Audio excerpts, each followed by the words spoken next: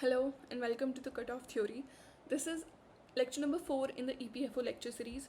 We're covering industrial relations, labor laws, and social security in India for the EPFO prelims 2025.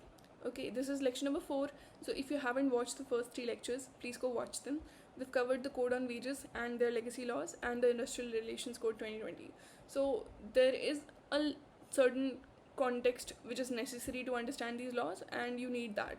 So go watch those lectures first. And if you have already watched those lectures, which I'm hoping you have, I have a few questions for you. The first question is, what is the concept of a sole negotiating union and the concept of a negotiating council? What are the thresholds according to the Industrial Relations Code 2020? I would like you to answer in the comment section. And the second question is, what is the difference between strikes and lockouts? And again, कितना time पहले तुमको notice देना पड़ता है strike या lockout करने से? These are the two questions and I would be really happy if one of you answered. Okay, so without further ado, let's begin. In this lecture we're covering these. तो हमने industrial relations code पढ़ लिया था and most of the features हमने पढ़ लिए हैं. So we are covering this: Trade Unions Act, Industrial Employments Act, Industrial Disputes Act. Oh, one more thing before we get started. ये जो है ना, इसको चेंज कर लेना, 15,000 कर लेना. पहले वाले लेक्चर की PDF में भी 18,000 दे रखा है. So I just got to know, किसी ने करेक्ट किया मुझे, तो यहाँ 15,000 कर लेना. Like when all of these lectures are covered, I will update the handouts. I'll give you a compiled handouts. उसके अंदर मैं ये जो लिमिट है वो उसको फिक्स कर दूँगी. This is actually an incorrect limit, तो I'll fix that. But before that अपने उसमें लिख लेना कि एम्प्लॉई की डेफिनेशन है सुपरवाइजरी लिमिट. सुपरवाइजरी स्टाफ पे जो वेज की लिमिट है दैट्स 18,000 नहीं है, it's 15,000. Okay, so correct that. I am really sorry for this error. This is just but हो जाता है, people can make mistakes. Anyway, so I fix that in the updated hand out जो मैं तुमको last में दूंगी. But तब तक अपने जहाँ पे भी 18,000 लिखा है उसको 15,000 कर लेना, right? So trade unions act. Now what are trade unions? ठीक है, सो सिंपल शब्दों में ट्रेड यूनियंस आर, ओके, ये कहीं पे भी लिखना मत, किसी को इस तरीके से समझाना मत. दिस इज़ जस्ट, मैं तुमको एक एग्जांपल की तरह बता रही हूँ जिससे कि तुमको समझ आए. ठीक है, trade unions are like parties for workers और एम्प्लॉयर्स, राइट? तो तुम्हारी पार्टी का क्या काम होता है कि तुम्हारी जो डिमांड्स हैं, तुम्हारे वेलफेयर का ध्यान रखना, तुम्हारी डिमांड्स जो हैं उनको सामने रखना, right? And to work in your favour. ये काम होता है एक पॉलिटिकल पार्टी का, क्योंकि सब लोग मिल के, पूरा पॉपुलेशन ये काम नहीं कर सकती. Like I can not go into the parliament and demand my rights because the population is huge, right? So we select the people, we select the parties which will go there instead. So like representatives, that's what the purpose of a political party is, right? To be a representative of the will of the people. So that's the purpose of a trade union as well, to be a representative for the will of the workers or the employers. दोनों type के trade unions होते हैं. समझ आ गया? This is the easiest way I can explain it to you, है ना? अब जैसे पॉलिटिकल पार्टीज़ को कुछ राइट्स और प्रिविलेजेस होती हैं, पार्लियामेंट्री प्रिविलेजेस होती हैं, जैसे if they are negotiating in your favor, then they need to be given a right to do a certain things which a normal citizen shouldn't be able to do, right? So they have rights and privileges. In a similar way, trade unions also have rights and privileges. कुछ civil suit से उनको immunity मिलती है, कुछ criminal suit से उनको immunity मिलती है ना? तो उनको ये सोलिडिफाई करने के लिए या फिर रेगुलेट करने के लिए ये एक्ट बनाया गया है कि ट्रेड यूनियंस कैसे होंगे, कितने मेंबर्स हो सकते हैं, उनके राइट्स क्या होंगे, प्रिविलेजेस क्या होंगी, अगर वो ब्रेक करते हैं तो फिर क्या होगा, पेनल्टीज़ क्या होंगी, उनकी जो डिस्प्यूट्स हैं उनको कौन रिजॉल्व करेगा. All of this is in the trade unions act 1926. समझ आ गया? तो ट्रेड यूनियंस होती हैं, they like political parties for workers and employers, and to regulate them we have this act. Now let's begin the features of the act. Now first of all, उसका objective क्या है? To protect unions from certain liabilities and encourage collective bargaining. Exactly what I told you in just like चिकनी चुपड़ी बातों के terms में, कि कुछ liabilities होती हैं. Let's say as an employee, if तुमसे तुम्हारा बॉस बोलता है कि तुम काम पे आओ, है ना, and you're not allowed a leave in the certain next 2 weeks, but you think it's against your rights, so as an employee you don't participate, तुम स्ट्राइक पे चले जाते हो अकेले, है ना? But that goes against your contract. So if it goes against your contract, you have are liable to pay some compensation for that. But if a trade union does so, it can get away with it. समझ आ रहा है? So अकेले तुम कुछ ज़्यादा कुछ नहीं कर सकते, but if you are in a trade union, then you get a few rights and privileges to argue in your favor. Okay. Although this is, I don't think I'm explaining it really well, but I hope you get the point. Okay, even if I'm not using the right words, I hope you understand कि मैं तुमसे बोलना क्या चाह रही हूँ. ठीक है, अब डेफिनेशंस की बात करते हैं. ट्रेड यूनियन क्या होती है? एनी कॉम्बिनेशन ऑफ वर्कर्स या एम्प्लॉयर्स. ठीक है, even employers are parts of trade unions. Form to regulate relations. कौन से रिलेशंस? Industrial relations. और प्रोटेक्ट द इंटरेस्ट. किसके इंटरेस्ट? या तो वर्कर्स के या एम्प्लॉयर्स के, है ना. That is a trade union. And now trade union का एग्जीक्यूटिव क्या होता है? किसी भी चीज़ का एग्जीक्यूटिव क्या होता है? वो ग्रुप ऑफ पीपल जो कि उसके एडमिनिस्ट्रेशन को देखते हैं, जो कि उसके डे टू डे अफेयर्स को देखते हैं, मैनेज करते हैं. तो इसका भी एग्जीक्यूटिव का मतलब वही होगा, a body managing union affairs responsible for day to day administration. अब इसके मेंबर्स की जो मैक्सिमम टर्म होता है वो होता है 3 years का. ठीक है, just mark it up, there's nothing to explain here. And what are office bearers? As the name suggests, anyone who holds an office in the executive. ये जो executive body है ट्रेड यूनियन की, अगर यहाँ तुम ऑफिस होल्ड करते हो, then you are an office bearer. But इसका एक एक्सेप्शन है, that is an auditor. क्यों है, कैसे है, कोई ज़रूरत नहीं है, बस रिमेंबर कि there is one exception of the office bearer, that is an auditor. Now what is a registered trade union? जो इस एक्ट के अंदर रजिस्टर्ड है, that is a registered trade union. ना अप्रोप्रिएट गवर्नमेंट. तो ट्रेड यूनियंस को manage कौन करता है? अगर स्टेट, एक ही स्टेट के अंदर एक यूनियन है, let's say I have a trade union called cut off theory socialists, right, that is what I have named a trade union, but it only operates in Uttar Pradesh. Then the state government will manage. But let's say I own a branch out and the cut off theory trade union sorry, and the cut off theory trade union is like expanding to Haryana, Rajasthan and all, then the central government will manage it. It would be the appropriate government to make laws for it. Okay, and now ये हो गया, definition समझ आ गई. Now registration. Actually registration तो हमने पिछले lecture में पढ़ा था. तो तीसरा क्वेश्चन तुम्हारा ये है कि रजिस्ट्रेशन की लिमिट्स क्या हैं, तो वो मुझे कमेंट सेक्शन में लिख के बता दो. 3 लिमिट्स हैं, तीनों की तीनों मुझे बता दो. समझ आ गया? एंड अगर तुम्हें बता दिया है तो एक बार मैं बता देती हूँ कि मिनिमम 7 मेंबर्स होने चाहिए. लाइक 7 मेंबर्स होने चाहिए.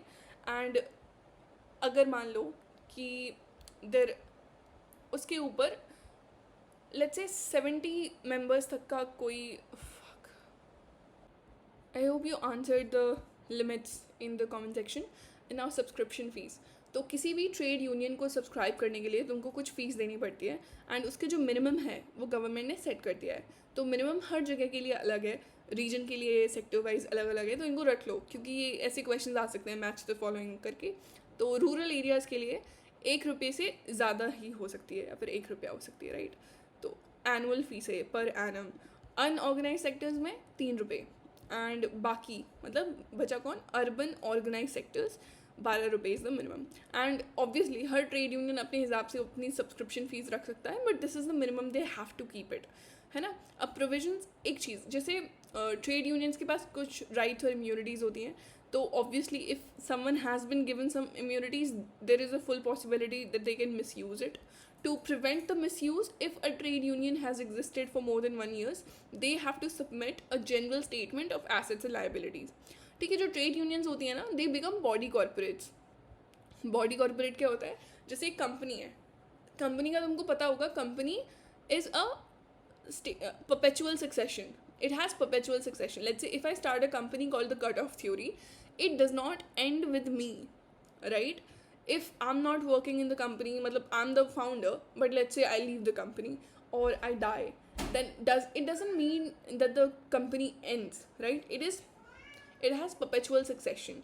And I'm so sorry about that. It's my cat.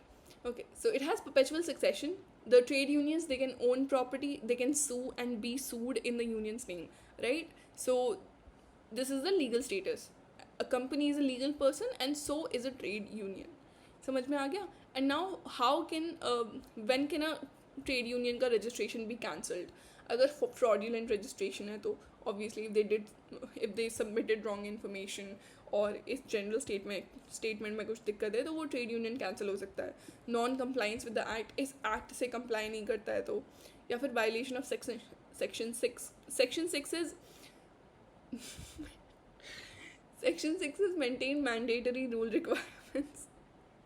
So अगर I'm so sorry. या फिर violation of Section 6.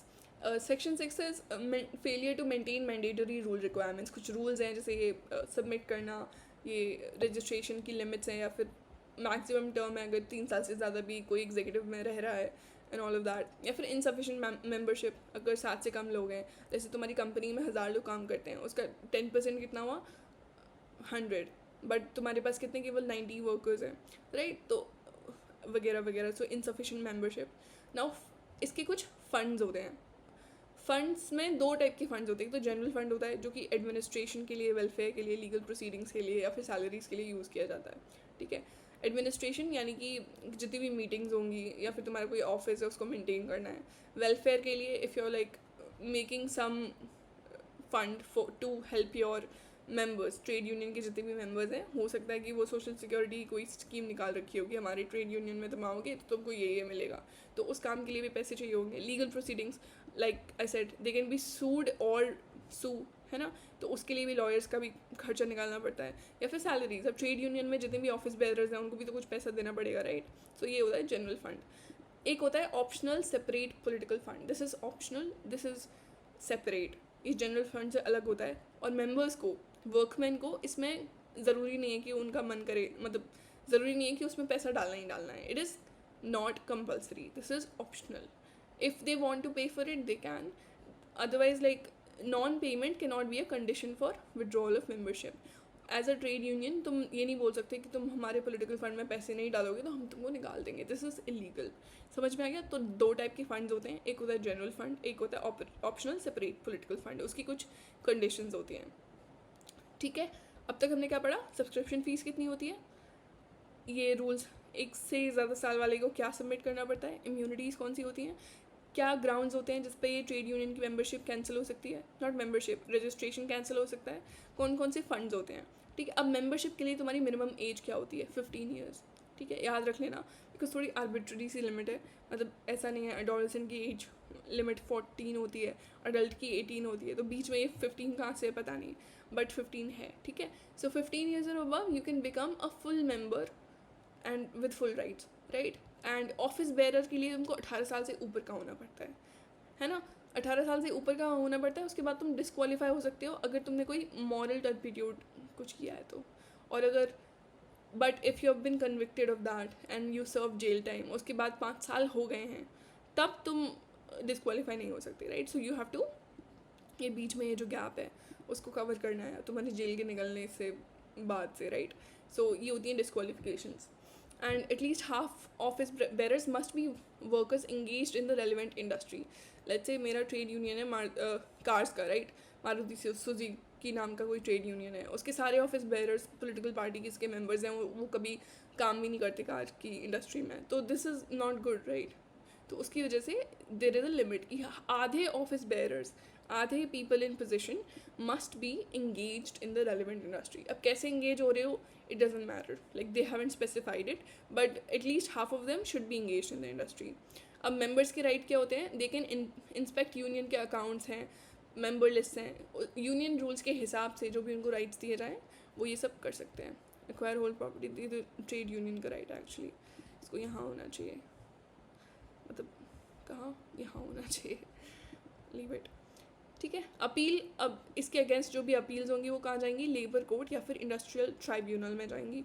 अब मान लो तुमको अपने यूनियन का नाम चेंज करना है तो कैसे करेंगे, रजिस्ट्रार नोटिफिकेशन देंगे, मेंबर्स का कंसेंट लेंगे. अमालगमेशन क्या होता है, किसी भी 2 चीज़ों को मिला देना, राइट. तो कोई 2 ट्रेड यूनियंस हैं उनको अमालगमेट करना है, 2-3 कितने भी हो सकते हैं, तो उसमें से at least half of the members of each trade union must vote.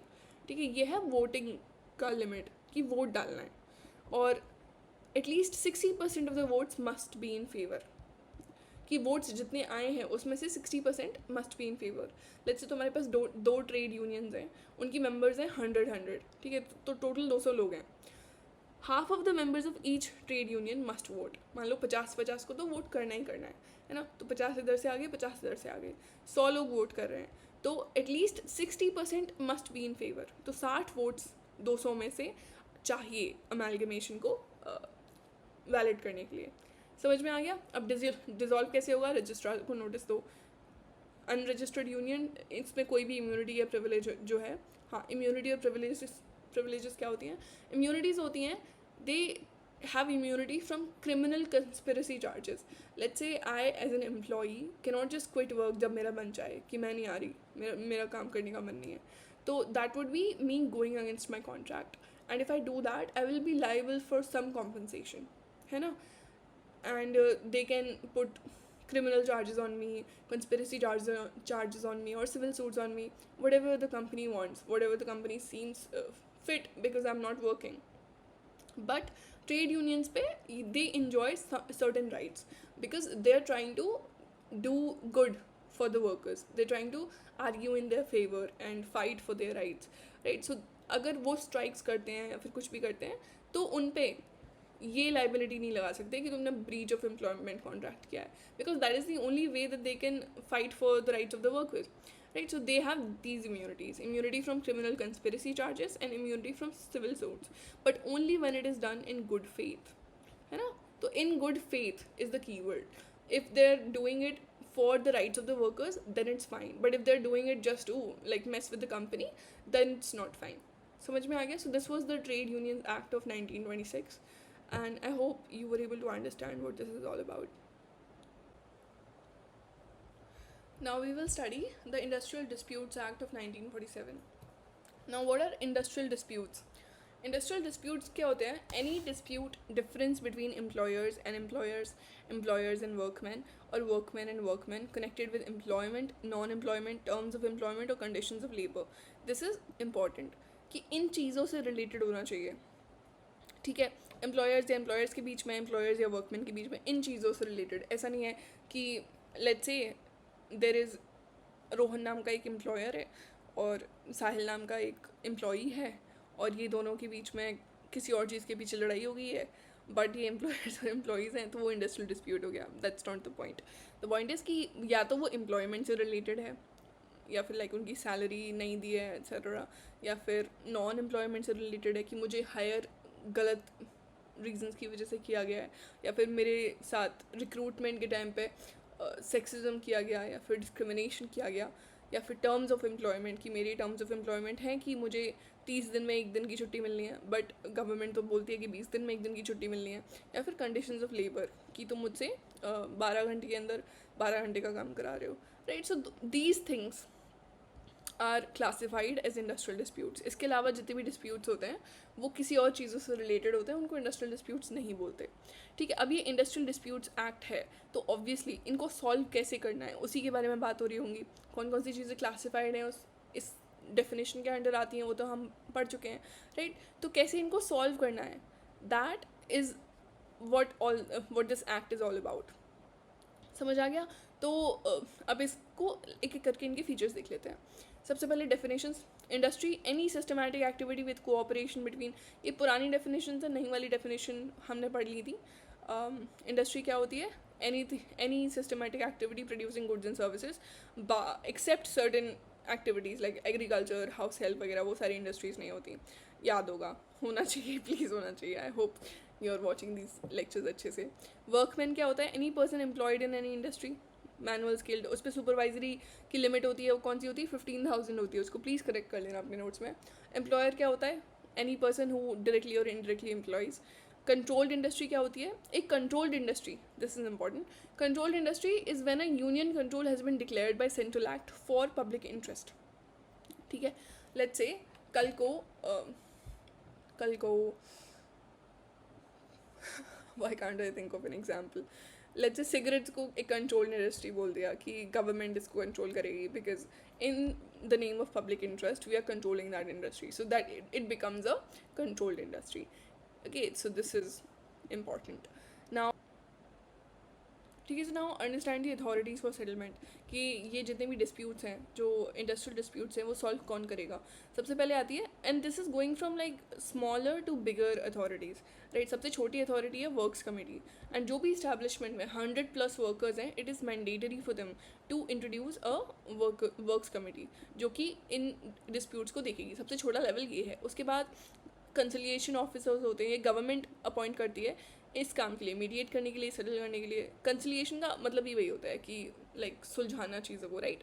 एक बोर्ड ऑफ कंसिलिएशन, अब एक इंसान से काम नहीं हो रहा, तो बहुत सारे लाइक कुछ लोगों को मिला के एक बोर्ड बनाएंगे, वो है बोर्ड ऑफ कंसिलिएशन. एक है court of inquiry, an ad hoc body. This is a temporary body to investigate and report on issues, like certain issues अब वो सॉल्व नहीं हो रहे कंसिलिएशन से. Now they needs to be an inquiry for that, so we have court of inquiry. And now labor court and industrial tribunal and national tribunals are bigger authorities. ठीक है, इनसे भी बड़ी authorities हैं labor court. ये matters related to schedule 2 के issues को देखती है, कि legality of orders, dismissals, strikes वगैरह, कि स्ट्राइक्स से पहले 2 हफ्ते का नोटिस दिया है या नहीं, एंड ऑल. डिसमिस करने से पहले like was it right to do so और नॉट, राइट. तो लेबर कोर्ट है, ये चीज़ें देखता है. इंडस्ट्रियल ट्राइब्यूनल है, ये शेड्यूल 2 और 3, wages, seniority, hours, retrenchment, closure, इन सब चीज़ों से. मेरा मन कर रहा है कि तुमसे ये सब पूछ लूँ ये क्या होता है, but there is no point, तुम बताओगे नहीं. But again, if I were you, I would have paused this video right now and I would have answered these questions, right. कि what are wages के components क्या होते हैं, hours जो होते हैं, कितने working hours होते हैं, कितने shift में spread होता है, कितने maximum spread क्या होता है, retrenchment की conditions क्या होती हैं, कितने लोगों से ऊपर अगर तुम्हारे establishment है तो तुमको retrenchment के लिए government approval लेना पड़ेगा. same goes for closure. और उनकी compensation क्या होती है, compensation मतलब कितनी देनी पड़ती है. एंड एक रीस्किलिंग फंड नाम की भी चीज़ है, तो वो कहाँ बनती है, उसका क्या होता है, and all, you know. So all of these things, if you revise like this, you will clear this exam for sure. ठीक है. So these words are very important. Read these PDFs very carefully, and एक एक शब्द को थोड़ा सा like ढंग से पढ़ो, समय लेके पढ़ो, और रिवाइज करते रहो साथ साथ. ठीक है. अभी ज्ञान हो गया. नेशनल ट्राइब्यूनल क्या होता है, इंटरस्टेट और नेशनल इंपॉर्टेंस के जो डिस्प्यूट्स होते हैं उनके लिए नेशनल ट्राइब्यूनल होता है. So you see, it is like ascending order of seniority basically. अब रेफरेंस ऑफ डिस्प्यूट्स, कि गवर्नमेंट का अगर मन करे, उनको लगता है कि ये जो डिस्प्यूट है ये वर्क्स कमेटी के लिए बहुत बड़ा डिस्प्यूट है, like this is beyond their ambit, so they can refer that dispute to the labour court, something like that. ठीक है. So government has a discretionary power to refer the dispute to the relevant authority. उनका जहाँ मन करे वो वहाँ उस dispute को रेफर कर सकते हैं. This is governments ambit, right. Now works committee हमने देख लिया, 100 से ऊपर अगर लोग हैं तो एक इस्टेब्लिश करनी है. It should include equal representations of employers and workman. ठीक है. इस कमेटी के अंदर दोनों साइड से इक्वल रिप्रेजेंटेशन होनी चाहिए, so that they can listen to both sides with no bias, right. अब notice of change, 4th schedule के अंदर सर्विस कंडीशंस लिस्टेड है. सर्विस कंडीशंस क्या होती हैं, कि तुम कितना काम करोगे एंड उसमें तुमको क्या मिलेगा, and all of these things, जो कि स्टैंडिंग ऑर्डर्स होते हैं बेसिकली. बताएंगे हम इनको बाद में. तो कुछ सर्विस कंडीशंस होती हैं एक एम्प्लॉय की, वो सारी लिस्टेड होती हैं 4th शेड्यूल के अंदर. अगर उनमें तुम चेंज कर रहे हो कुछ, लेट्स से मैं बोलती हूँ तुमसे, तुम्हारे वर्किंग आवर्स हैं वो 9 to 5 ना होके 6 to 9 to 5 ना होके 6 to 2 है, 6 to 2, राइट. या मैच करने में थोड़ा समय लग गया. 6 to 2 है, तो उसके लिए मुझे तुमको एक नोटिस देना पड़ेगा, 3 हफ्ते पहले नोटिस देना पड़ेगा. This is notice of change. Strikes and lockouts, पहले क्या थे, ये नोटिस हम मतलब यही क्वेश्चन तुमको आंसर करना था, लेकिन अब चेंज हो गया है इसका जो लिमिट है. ले ऑफ क्या होता है, again 50% of total wages and DNS allowed. हम ये तीनों चीज़ें हम देख चुके हैं.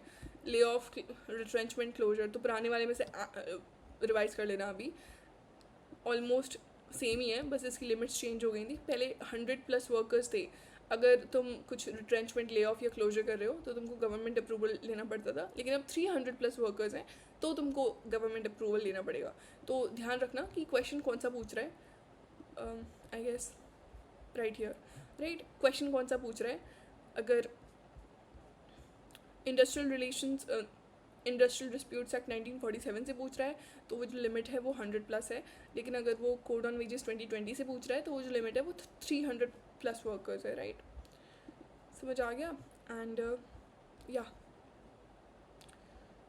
सो ले ऑफ हो गया, रिट्रेंचमेंट क्या हो गया, क्लोजर हो गया, ये मैंने बहुत डिटेल में एक्सप्लेन किए थे लेक्चर नंबर 3 में, तो अगेन नहीं देखा है तो देख लो. Now what are protected workman? Workmen who are office bearers of registered trade unions cannot be dismissed, discharged, or punished without government approval during dispute proceedings. समझो, let's say there is a dispute pending right now, है ना, and as an employer you are mad at the trade union, you are mad at your workers because they are arguing against you, they're going against you. So what will you do? You will dismiss them, discharge them, or punish them. लेकिन ये तब नहीं हो सकता जब dispute की proceedings चल रही हैं. समझ रहे हो? अगर कोई भी डिस्प्यूट पेंडिंग नहीं है then you can discharge, dismiss और पनिश द ट्रेड यूनियन के office bearers, because then it is your right to do so, because you are not, then it is maybe not in bad faith. But अगर कोई dispute चल रहा है then they are protected. So these are called protected workman. समझ आ गया? अब now what are unfair labour practices? इनका एक शेड्यूल बना रखा है, तो ये याद रख लेना कि सेकंड शेड्यूल क्या है, थर्ड शेड्यूल क्या है और फिफ्थ शेड्यूल क्या है. तो फिफ्थ शेड्यूल में क्या है? Unfair labour practices. Unfair labour practices हैं victimisation, refusing collective bargaining, illegal strikes या लॉकआउट्स बिना नोटिस दिए वगैरह, फॉल्स एविडेंस, ये सारी चीज़ें हैं अनफेयर लेबर प्रैक्टिसेस, और ये एम्प्लॉयर्स और वर्कमैन दोनों के लिए प्रोहिबिटेड है. तो अभी तुमको लाइक एक पैटर्न समझ आ रहा होगा. शेड्यूल 2 के अंदर legality, you know what, a lot of you were asking कि सेक्शंस का क्या करना है, क्योंकि वो पूछ रहे हैं. तो आई वॉज थिंकिंग कि I could make a table for you जिसके अंदर ये जितनी भी एक्ट्स हैं जो हम कवर करते जा रहे हैं, एंड में I could give you these PDFs जहाँ पर टेबल्स में सेक्शंस और शेड्यूल्स मैंशनड होंगे और उनके जो कंपोनेंट्स हैं. Although I don't think it's humanly possible to remember all this, क्योंकि बहुत सारे 22-23 शेड्यूल्स हैं, 22-23 सेक्शंस हैं, नॉट शेड्यूल्स, इन बहुत सारे एक्ट्स में, और तुमको 15-20 एक्ट्स करने हैं, उसके बाद 4 तुमको कोड्स करने हैं. तो और बाकी भी सब्जेक्ट्स हैं, ऐसा नहीं है कि तुम केवल लेबर लॉज ही पढ़ रहे हो, बहुत सारी चीज़ें हैं, हिस्ट्री है, पॉलिटी है, मैथ्स है, इंग्लिश है, पता नहीं क्या क्या. तो मैं तो नहीं कर पाऊँगी सेक्शंस और शेड्यूल्स याद, अनलेस एंड अनटिल मतलब वो इतने ईजी हैं, फिफ्थ शेड्यूल, सेकेंड और थर्ड शेड्यूल. तो I won't learn them, but if you want to revise them, if you want to mug them up, I create a document for you. So yeah, we can do that. I'll create a document for you and I'll try to find an easy way to remember them, but I personally would not sweat on it. मतलब I'm not going to remember them for the exam. ठीक है? So that being said, fifth schedule के अंदर क्या enumerated है? Unfair labor practices. ये सारी चीज़ें हैं, और भी चीज़ें हैं, but इनको याद रख लेना कि वो पूछ सकते हैं which of these are unfair labor practices according to the Industrial Disputes Act 1947. ठीक है? Prohibition, अगेन इसकी लिमिट चेंज हुई है. जितने भी इनके अवार्ड्स हैं, अवार्ड क्या होता है? कोई भी ट्राइब्यूनल हो या फिर कोर्ट हो, वो जो भी फैसला सुनाते हैं उसको इंग्लिश में अवार्ड बोलते हैं. अवार्ड का मतलब अच्छी, मतलब कुछ प्राइज़ नहीं है.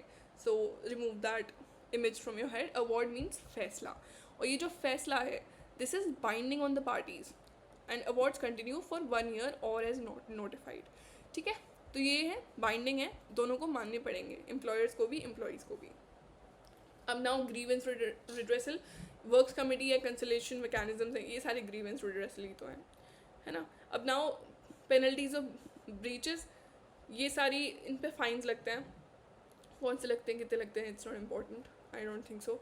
And now special provisions related to lay off, retrenchment, again 100+ change हो गए हैं.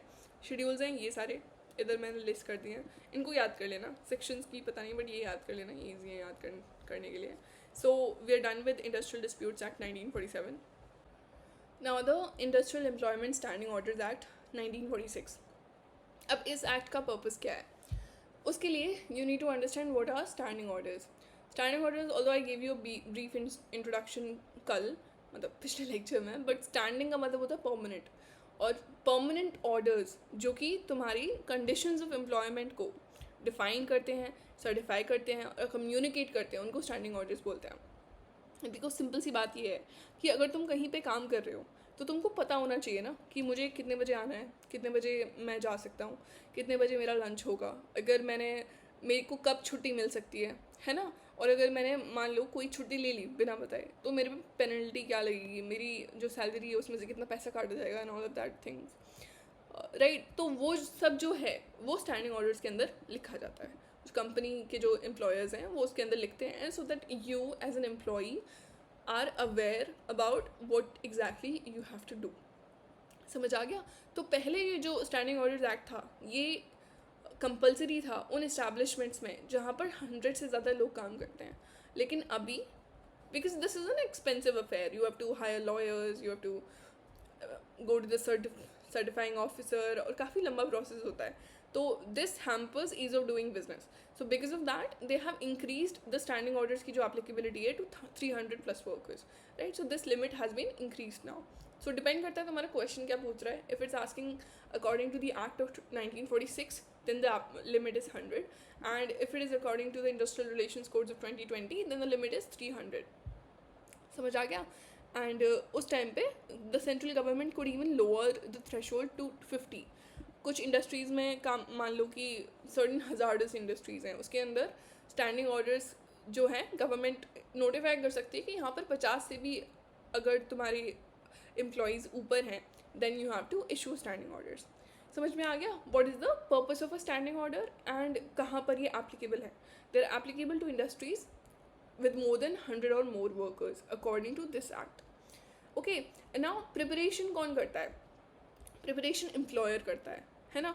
एम्प्लॉयर कैसे करता है? जितनी भी ट्रेड यूनियंस हैं वर्कर्स के या फिर एम्प्लॉयर्स के, वो मिलते हैं, बैठते हैं, अपना पक्ष रखते हैं और उस हिसाब से जो ड्राफ्ट स्टैंडिंग ऑर्डर्स हैं वो मिलते हैं, and then they have to be sent to the certifying officer, right, within 6 months of the applicability, है ना? एंड उसके अंदर क्या क्या होता है? टर्म्स ऑफ एम्प्लॉयमेंट होते हैं, एंड डिसिप्लिन होता है, लीव कब मिल सकती है, हॉलीडेज़, क्लासिफिकेशन ऑफ वर्कमैन, जैसे अप्रेंटिस क्या होता है, कौन सा वर्कर का क्या classification, all of those things they are included in the standing orders. ठीक है, उनको सर्टिफाइंग ऑफिसर के पास भेजते हैं विद इन 6 months, है ना? अब मॉडल स्टैंडिंग ऑर्डर्स क्या होते हैं? Let's say I have an establishment where 500 people work, but I do not want to spend my money in creating a standing order, मतलब मुझे नहीं करना। So the government has already prepared model standing orders, I can use them, ठीक है? I can simply put them in my company कि मुझे अलग से नहीं बनाने, मैं गवर्नमेंट के ही फॉलो करूँगी, राइट? तो ये होते हैं मॉडल स्टैंडिंग ऑर्डर्स। इसके अंदर मैटर्स कौन कौन से कवर होते हैं? अगेन इधर भी बता दिया था, इधर भी बता दिया था, ये सारी चीज़ें कि वर्कमैन की क्लासिफिकेशन क्या है, अटेंडेंस क्या है, मतलब कितने दिन आना है तुमको, कितनी तुम लीव ले सकते हो, तुम्हारी शिफ्ट कब से कब तक होगी, कितनी छुट्टियाँ मिल सकती हैं, उन लीव्स के रूल्स क्या हैं, तुम्हारी वेज रेट क्या है, तुम किस चीज़ों पे टर्मिनेट हो सकते हो, तुम मिसकंडक्ट में क्या क्या चीज़ें आती हैं, कौन सा डिसिप्लिनरी एक्शन तुम्हारे अगेंस्ट लिया जा सकता है, और अगर तुमको कोई शिकायत करनी है तो कहाँ करनी है, ये सारी जो चीज़ें हैं शेड्यूल के अकॉर्डिंग ये सारे मैटर्स स्टैंडिंग ऑर्डर्स में कवर होने चाहिए। समझ आ गया? अब सर्टिफाइंग ऑफिसर है, इसको लेबर कमिश्नर या फिर कोई भी एक ऐसी अथॉरिटी ये गवर्नमेंट अपॉइंट करती है। ये सारे की स्टैंडिंग ऑर्डर्स को बोथ एम्प्लॉयर वर्कर की जो रिप्रेजेंटेटिव्स होते हैं, ट्रेड यूनियंस होते हैं, उनको सुन के डिसाइड करता है कि इसमें क्या सही है क्या नहीं। इसको वो मॉडिफाई कर सकता है, अप्रूव कर सकता है, या फिर रिजेक्ट भी कर सकता है। लेट्स से गवर्नमेंट ने एक लिमिट दे रखी है ना कि 20 दिन पे काम करने में you get to have 1 paid leave, but employers और एम्प्लॉयज़ बोथ दे से कि कोई ज़रूरत नहीं है इसकी, और एक स्टैंडिंग ऑर्डर सबमिट कर सकते हैं, but the certifying officer says कि नहीं, this is against fairness and natural justice, तो वो उसको रिजेक्ट भी कर सकते हैं, मॉडिफाई, अप्रूव या फिर रिजेक्ट। समझ आ गया? And they have to abide by the principles of fairness and natural justice and certified. फिर उसके बाद जो भी वो सर्टिफाई करते हैं स्टैंडिंग ऑर्डर्स को, उनको बोथ पार्टीज़ को भेज देते हैं, वर्कर की पार्टी और एम्प्लॉयर्स की पार्टी, दोनों को वो भेजा जा सकता है। अब इसके अगेंस्ट अपील करनी है तो कहाँ पर जाएगी? अपीलेट अथॉरिटी पे जाएगी, यूजुअली हाई लेवल की लेबर अथॉरिटी जैसे लेबर कोर्ट या फिर इंडस्ट्रियल ट्राइब्यूनल है, इधर जाएगी अपील। समझ आ गया? अब now date of operation 30 days after copies are send to both parties unless an appeal is filed, कि अगर तुम्हारे पास स्टैंडिंग ऑर्डर आया है तो तुम्हारे पास 30 दिन हैं इसके अगेंस्ट अपील डालने के लिए, है ना? और अगर तुमने नहीं डाला, एम्प्लॉयर्स ने भी नहीं अपील की या फिर वर्कर्स ने भी अपील नहीं की, तो फिर ये ऑपरेशन में आ जाएंगे, और ये बाइंडिंग नेचर के हैं। एक बार सर्टिफाई हो गए तो स्टैंडिंग ऑर्डर्स बोथ एम्प्लॉयर और सारे वर्कमैन पे बाइंडिंग होते हैं। समझ आ गया? ऐसा वर्कर नहीं बोल सकते। लेट्स से स्टैंडिंग ऑर्डर के अंदर लिख रखा है कि 20 दिन में तुमको 2 लीव्स मिलेंगी, तो 2 लीव्स वर्कर को भी लेनी पड़ेंगी, मतलब वो तो नहीं लेंगे, और मतलब एम्प्लॉयर को देनी ही पड़ेंगी वो तो लीव, ठीक है। और उसके अंदर लिखा है कि 8 बजे से 2 बजे तक तुमको फैक्ट्री के अंदर रहना है, तो वर्कर को रहना पड़ेगा। So they are binding nature on both the employer and all the workman in the establishment. समझ आ गया। अब डिस्प्ले रिक्वायरमेंट, इसको कहाँ रखना है, ये इंग्लिश में और रीजनल लैंग्वेज में मेन एंट्रेंस के पास या फिर मेन एंट्रेंस पे लगे हुए होने चाहिए। एक नोटिस बोर्ड होगा जिस पे ये स्टैंडिंग ऑर्डर्स लगे हुए होने चाहिए, जिससे कि लोग इनको पढ़ सकें और अवेयर हो सकें कि हमारे ऑर्डर्स एग्जैक्टली हैं क्या। समझ आ गया। अब ना मॉडिफिकेशन, लेट्स से मैं एम्प्लॉयर हूँ और मैं खुश हूँ बहुत ज़्यादा अपने वर्कर से, तो मैं बोलती हूँ तुम 20 दिन में 3 लीव्स ले लो। अब मुझे मॉडिफाई करने हो स्टैंडिंग ऑर्डर्स, तो कैसे होंगे, या तो एम्प्लॉयर कर सकता है या फिर मेजॉरिटी ऑफ वर्कमैन, ठीक है। या तो as an employer I can just go, और ज़्यादातर अगर वर्कमैन मेरे चाहें तो अप्लाई कर सकते हैं modify after 6 months of operation. जैसे अगर एक बार ऑपरेशन में आ गए तो 6 महीने रुकना पड़ेगा, उसके बाद तुम मॉडिफाई करने के लिए अप्लाई कर सकते हो। समझ आ गया। अब टेम्परेरी एप्लीकेशन ऑफ मॉडल एसओज, लेट्स से अभी जो हमारे स्टैंडिंग ऑर्डर्स हैं वो सर्टिफाइंग ऑफिसर के पास हैं, वो कुछ बता रहे नहीं है अभी, like they are still deciding on it, तो तब तक एक मॉडल स्टैंडिंग ऑर्डर जो गवर्नमेंट प्रिपेयर करेगी वो ऑटोमेटिकली उस इस्टेब्लिशमेंट पे अप्लाई हो जाएगा। समझ में आ गया। स्टैंडिंग ऑर्डर्स के अंदर क्लियर प्रोसेस लिखी होनी चाहिए कि मिसकॉन्डक्ट क्या होता है, उस पर डिसिप्लिनरी प्रोसीडिंग्स क्या होंगी, सस्पेंड कब हो सकते हैं, अपील के लिए कहाँ जाएंगे, और कितना पनिशमेंट दिया जा सकता है किस चीज़ के लिए, ग्रीवेंस रिड्रेसल के लिए, वो सारी चीज़ें, मतलब दिस तो we have already studied, right. Feel a little sick, sorry, to drink some water. Yeah. So role in industrial disputes, breach or misapplication considered as an industrial dispute. And इसको labour codes में refer किया जा सकता है। मतलब ये orders को अगर तुम मान नहीं रहे हो एज एन एम्प्लॉयर और एन एम्प्लॉई, तो ये जो ब्रीच है इसको एक इंडस्ट्रियल डिस्प्यूट मानेंगे और इसको रेफर कर सकते हैं लेबर कोड्स में, है ना। पेनल्टीज़ क्या होती हैं, डिपेंड करता है स्टैंडिंग ऑर्डर में कितनी पेनल्टीज़ लिखी हैं, है ना। एंड गवर्नमेंट भी पेनल्टी सेट कर सकती है। अब इंस्पेक्टर्स की पावर है कि वो, let's say as a worker you don't have the awareness about your rights according to the standing orders, or let's say you are being exploited, so there are inspectors who can check on these establishments कि ये follow हो रहे हैं या नहीं। और जो states हैं, many states have enhanced applicability additional, मतलब कुछ भी नहीं, मतलब states अपने हिसाब से rules बना सकते हैं। तो यही थे हमारे acts। Yeah, okay, I don't know if you're if anyone has stayed till the end to study these acts, and frankly it doesn't matter, ठीक है। मतलब these past few days have been a little difficult, and yeah, there are things going on, and I think सबकी ज़िंदगी में कुछ ना कुछ लगा ही रहता है। But if you're here, if you're listening to me, I'm really really proud of you, ठीक है, because these lectures they are boring, let's just get that out of the way। these are acts, इसके provisions हैं, उनको हमको रटना है, पढ़ना है, और कुछ ऐसी इंटरेस्टिंग चीज़ नहीं है जिसमें तुम अपना ब्रेन जो है वो स्टिमुलेट कर सकते हो। So these are frankly very very boring, and I think this is one of the reasons why I created this channel, कि मुझे अगर मैं पढ़ा रही हूँ तो maybe I will be able to learn better, right. So I am really proud of you for staying till the end, because it is difficult. इतने boring acts हैं और तुम इनको पूरा पढ़ रहे हो, then you have very high chances of clearing this exam, because like I said, it's a low hanging fruit with limited syllabus and very predictable questions. So very proud of you, and if you have stayed till the end, tell me in the comments that yes, I stayed till the end. It would just make me happy. Anyway, thank you, and thank you for watching this lecture, and I hope it helped you. Bye guys.